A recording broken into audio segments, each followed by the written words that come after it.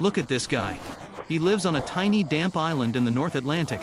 His favorite hobbies include standing in line, complaining about the weather, and eating beans on toast, which, let's be honest, is a cry for help. But don't let the sad breakfast fool you. If we traveled back to 1921, this man's king ruled over 458 million people across every single continent. That's 1/4 of the entire human race, answering to a guy on a rainy rock thousands of miles away. How did they do it? Was it superior technology, brilliant diplomacy, or did they just have a really high flags-to-people ratio? Welcome to the most insane story in history, the rise and fall of the British Empire.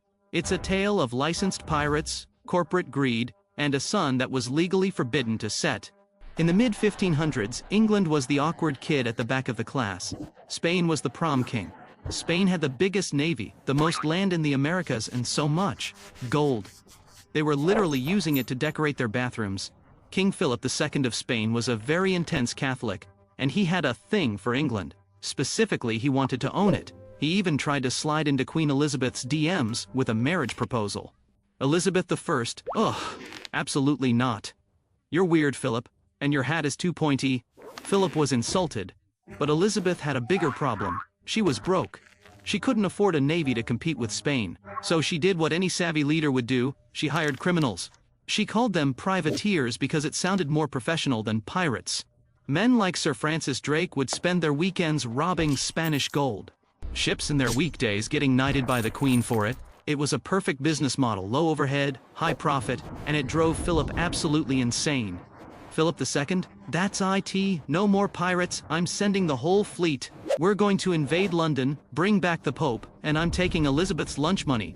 In 1588, Philip sent the Invincible Armada, 130 heavy ships, 30,000 men. It was supposed to be game over for England. The English fleet was smaller, and their sailors were basically just pirates in fancy shirts. But the English fought dirty. They took old ships, set them on fire, and sailed them straight into the Spanish fleet while they were anchored. The Spanish panicked. "Everything is on fire," they yelled in Spanish probably. Then, the Atlantic Ocean decided to join the war. A massive storm, which the English called the Protestant wind, wrecked the Spanish ships against the rocks of Ireland and Scotland. Only half the fleet made it home. Spain's ego was shattered. England realized that if they could control the ocean, they could control the world. The door to the Americas was wide open, and the British were ready to walk through it, even if they had no idea how to survive once they got there. After beating Spain, Britain decided they wanted a piece of the New World. They landed in Jamestown in 1607. These guys were mostly gentlemen, which is a fancy way of saying they didn't know how to do actual work. I've been digging for 3 days and I haven't found a single gold bar. Also, I'm starving. Should we plant some corn? Corn? Gross. Let's just eat our boots instead. They literally spent the first winter eating leather because they were so bad at farming. They were about to give up until a guy named John Rolfe brought in some seeds from the Caribbean. Not gold seeds, tobacco seeds. Britain realized that while gold is nice, making the entire world addicted to nicotine is much more profitable. Tobacco became the black gold. And suddenly, everyone wanted a ticket to America. Now, the British weren't alone. The French were there too, mostly hanging out and trading furs. But Britain wanted it all. This led to the 7 Years' War, which was basically World War Zero. Britain won. They kicked France out of North America. They were the undisputed kings of the hill. There was just one tiny, teeny, microscopic problem. They were absolutely 100% bankrupt. King George. "Hey buddy, so, that war I fought to protect you, it cost a lot. I'm gonna need you to pay a little extra for your paper, and your sugar, and your tea." Colonist. Taxation without representation?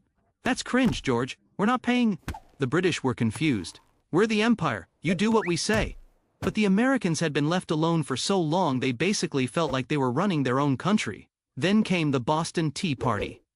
King George. That was perfectly good tea. That's it. You're grounded. The Revolutionary War broke out. Britain had the best army, but the Americans had home field advantage and a very frustrated George Washington. In 1776, the Americans signed a breakup letter called the Declaration of Independence. Britain lost their favorite child. It was a massive blow to their ego. But instead of crying in the rain, they looked at the map and said, "Fine, we'll just go take over India and Australia instead." Losing the 13 colonies was like a bad breakup for Britain.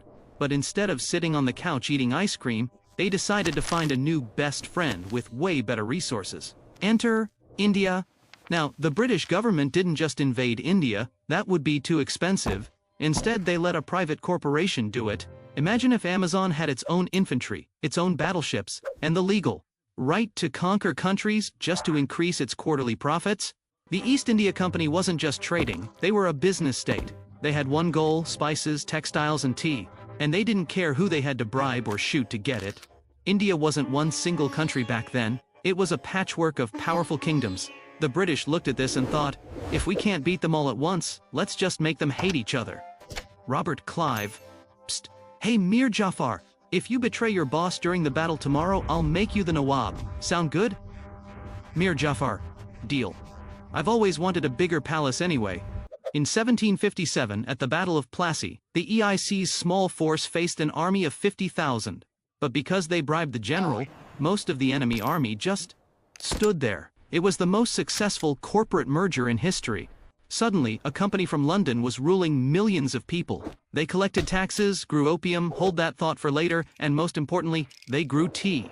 The British became so addicted to tea that it fueled the entire empire's economy. But to keep the tea coming, they needed more workers, more ships, and more land. India became the jewel in the crown, the ATM of the British Empire. But, as the company got richer, the people of India got poorer. And when you treat a whole subcontinent like a piggy bank, eventually, things are going to explode. But before we get to the giant rebellion, we need to talk about what happened on the other side of the world, in a place where the British decided to send their most unwanted citizens. Since the Americans had just kicked Britain out, the British had a huge problem. Their jails were full. Their solution? Dump everyone on a giant island called Australia.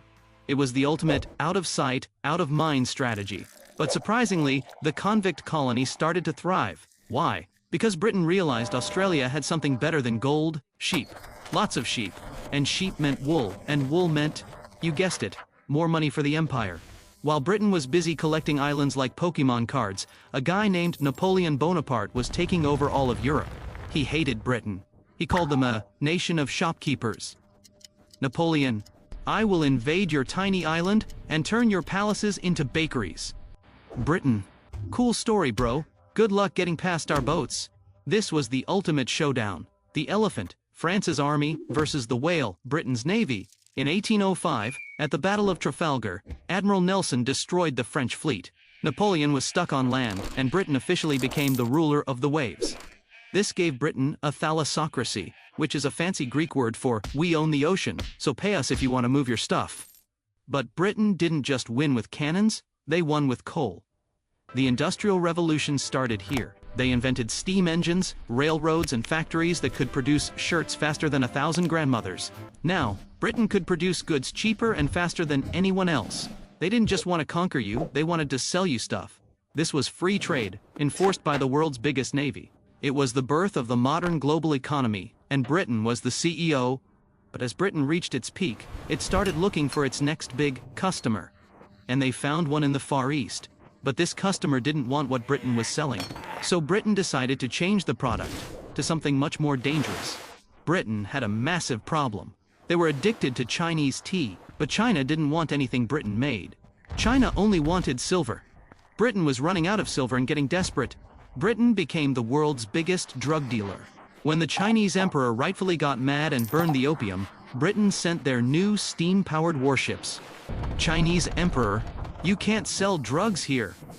Britain, it's not drugs, it's free trade. Now give us Hong Kong and pay for the opium you burned. They won, twice.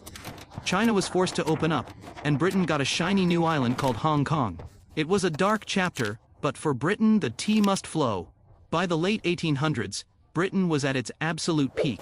Queen Victoria was the grandmother of Europe and the Empress of India. But there was one place left to conquer: Africa. In the scramble for Africa, Britain wanted a solid red line from Egypt to South Africa.